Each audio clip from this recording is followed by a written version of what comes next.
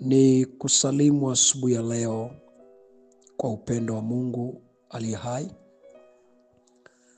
Naomba nikukaribishe kwa ajili ya ujumbe wa neno la Mungu, na ujumbe wetu unasema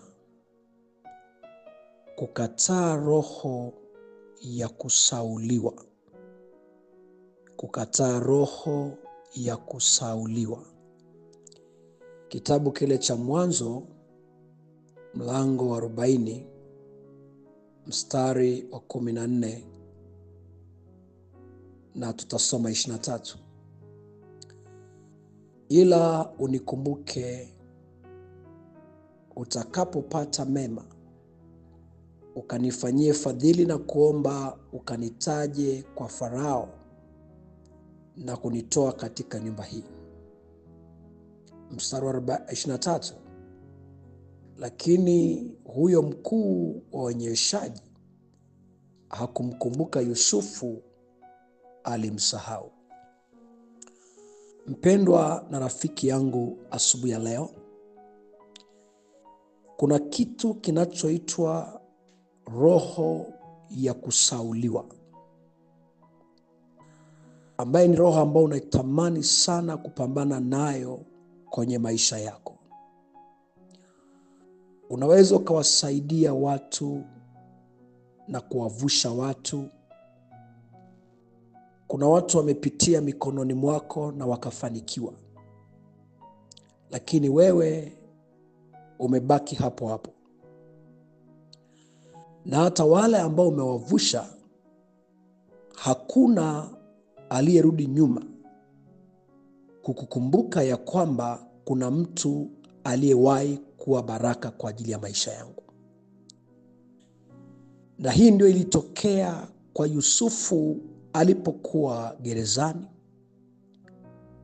baada ya wafungwa wenzake kuota ndoto, na kila mmoja akamsaidia kutafsiri ndoto yake. Na Yusufu hakuona mtu ambaye angemsaidia kibinadamu zaidi ya Mungu peke yake. Ningetamani uone hichi kitu asubuhi ya leo. Yusufu akamwambia yule mkuu wa wanyeshaji, utakapotoka na Mungu akakujalia kupata mema mikononi mwa Farao, ukanitaje angalau jina langu. Kila unapopita kuhudumia, hata imba wimbo wa kutaja jina langu, ili nami nipate kutolewa katika dhiki hii. Lakini maandiko yanasema yule mkuu akamsahau, wala hakumkumbuka. Ayamkini unafuatiliwa na roho ya kusauliwa. Unasaidia watu lakini upate wa kukusaidia. Unawatia watu moyo lakini hakuna anayekukutia wewe. Wakati mwingine hakuna mtu anayeona thamani yako. Ningetamani ushughulike na roho ya kusauliwa. Saa ingine umepeleka barua mahali fulani kwa ajili ya kuomba kazi, lakini wengine wanajibiwa, wewe hujibiwi. Saa ingine roho hiyo ya kusauliwa inafuatilia maisha yako ama watoto wako. Unaahidiwa vitu, unakuwa na rafiki ama unapata mtu anayetaka kukusapoti. Mnapoachana hakumbuki tena. Unapaswa kushughulika na roho ya kusauliwa. Kitabu cha Samuel wa pili mlango wa 9 ule mstari wa 1. Familia ya Sauli ilisaulika, lakini Mungu aliachilia neema ndani ya moyo wa Daudi. Ndipo maandiko yanasema, kisha Daudi akasema, je, amesalia mtu mmoja katika nyumba ya Sauli? nipate kumtendea mema kwa ajili ya Yonathani. Neema ya kukumbukwa kwenye nyumba ya Sauli inakuja kupitia Daudi.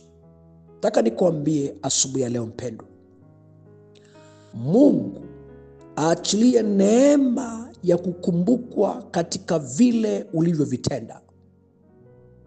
Maana nyumba ya Sauli ilisaulika, lakini Daudi akakumbuka na akaikuta familia ni kama iliisha. Alibaki kijana mlemavu na akakumbuka wema ambaye Yonathani alimfanyia. Kuna wakati Yonathani alimpa Daudi vazi lake, akavaa vazi la Yonathani.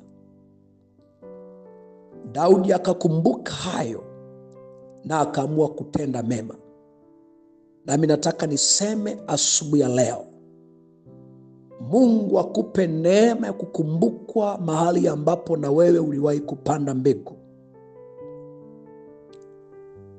Katika kile kitabu cha Wafalme wa Pili mlango wa 4 mstari wa 13, mwanamke mmoja aliyemfadhili Eliya na kujenga chumba kwenye moja ya nyumba zake, na mwanamke huyu hakuwa anafanya kwa sababu alitaka kulipwa, na yamkini alifanya pia kwa watumishi wengi, lakini hakuna aliyemkumbuka.